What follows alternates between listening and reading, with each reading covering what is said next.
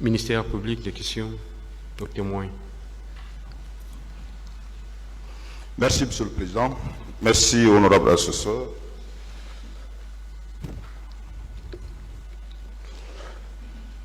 Monsieur Thibou Kamara, le parquet voudrait d'abord vous remercier pour ce temps et le récit que vous venez de donner.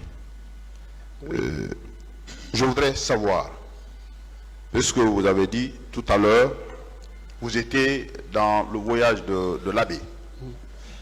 Je voudrais savoir à quelle heure vous êtes arrivé à Conakry. Moi, parce qu'en fait, on est parti en rang dispersé et on est rentré en ordre dispersé. Moi, personnellement, je suis rentré en début de soirée.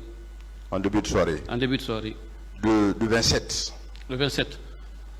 Est-ce que, quand vous êtes arrivé, vous avez pris un peu de temps au camp Al-Fayaya?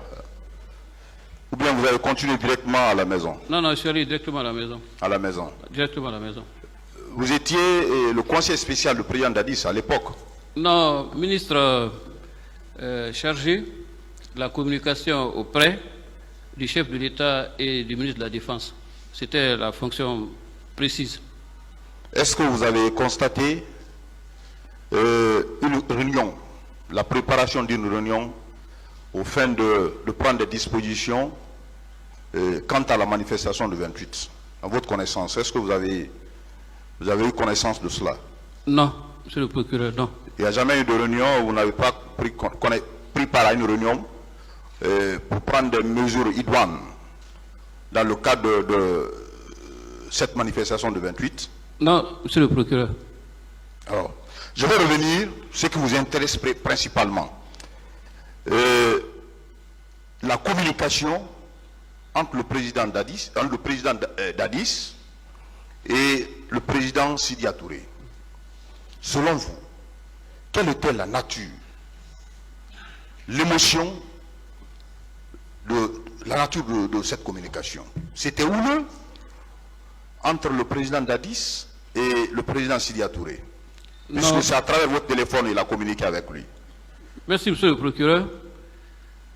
Je ne crois pas que la conversation ait été houleuse ou venimeuse, dans la mesure où l'esprit de l'appel, c'était un plaidoyer dont le président avait été convaincu pour pouvoir parvenir à un accord et à un compromis avec les organisateurs. J'ajoute que c'est le capitaine qui m'a demandé d'appeler Sidia.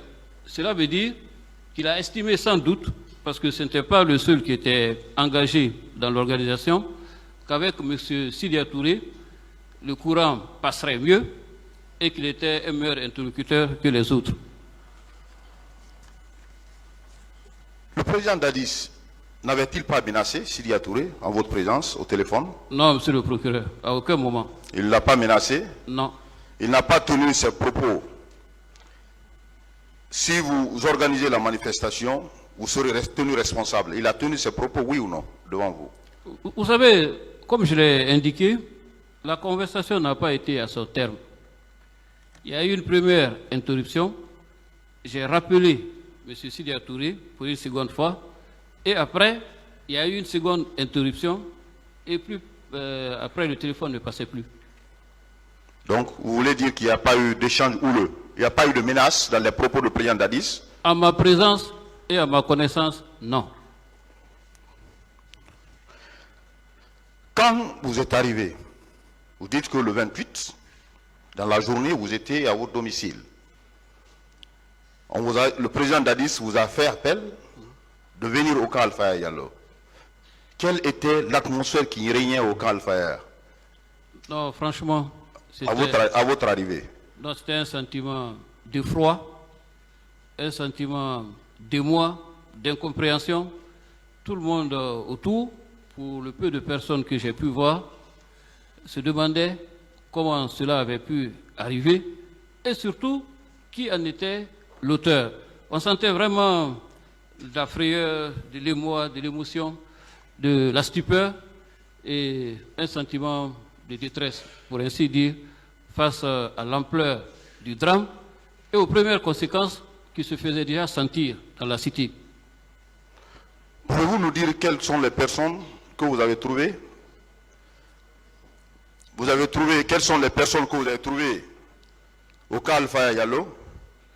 Écoutez, ce sera difficile à dire, monsieur le procureur, parce que lorsque on est appelé par le chef de l'État, comme d'ailleurs le 27, on rate le pas et on ne pense qu'à le voir lui personnellement, sans compter qu'à cette époque, il y avait plus de militaires que d'autres personnes, et moi, de tout temps, je ne connais pas beaucoup de militaires jusqu'à aujourd'hui. C'est vraiment un milieu que je ne connais pas et où je n'ai pas de fréquentation. Alors, M. Thibault, vous avez également dit que quand vous êtes arrivé, le président d'Addis, vous avez vu une personne qui était abattue. Absolument. Et suite aux raisons de ces morts, vous avez dit que les gens lui ont fait comprendre que c'est par bousculade. Alors, vous pouvez nous dire quelles sont les personnes qui ont tenu ces déclarations au président d'Addis pour dire que c'est par bousculade? Vous savez, tout est allé très vite, comme je viens de l'expliquer. Lorsqu'il m'a appelé, je l'ai trouvé dans le petit couloir, attenant à son bureau, les mains sur la tête. Quand il a relevé la tête et qu'il a vu que j'étais là, il a dit: Thibault, mon ami, tu as vu ce qu'ils m'ont fait? Tu as vu ce qu'on m'a fait? Moi, je n'avais pas de réponse face à une telle interpellation. Et presque aussitôt, il a continué dans son bureau et je l'ai suivi. Et la plupart de ceux qui étaient là, je ne connais pas leur nom, mais sont des gens qui appartenaient au service de sécurité et qui ont dû certainement suivre les événements sur le terrain et lui rendre compte de leur déroulement. Parce que c'est pour cette raison d'ailleurs que je ne suis pas resté dans le bureau, parce que je n'étais pas concerné, quoi. Vous ne connaissez personne de ces agents de sécurité? Non, franchement, non. Vous ne connaissez personne? Non, vous savez, moi, je n'étais pas très intégré. C'était presque, comme je l'ai dit dans ma déposition, j'étais lié à la transition et aux deux personnalités de par mes fonctions. Je n'avais même pas de bureau en tant que tel, et je venais lorsqu'on me faisait appel. Donc, je n'étais vraiment pas réellement intégré dans le groupe, et je n'avais pas de relation en tant que tel avec les autres acteurs de la transition. Alors, vous personnellement, vous avez dit que d'autres personnes ont trouvé la mort par balle réelle, à tir à balle réelle. Comment vous avez appris? Qui vous a donné cette information? Par les médias et les appels que je recevais de personnes qui apparemment ou étaient au stade ou étaient avec ceux qui étaient au stade. Les médias le disaient déjà au fur et à mesure, parce qu'à l'époque, il y avait une couverture médiatique minutieuse qui suivait le déroulement chronologique des événements et au fur et à mesure, les nouvelles tombaient. Je vous remercie, Monsieur le Président.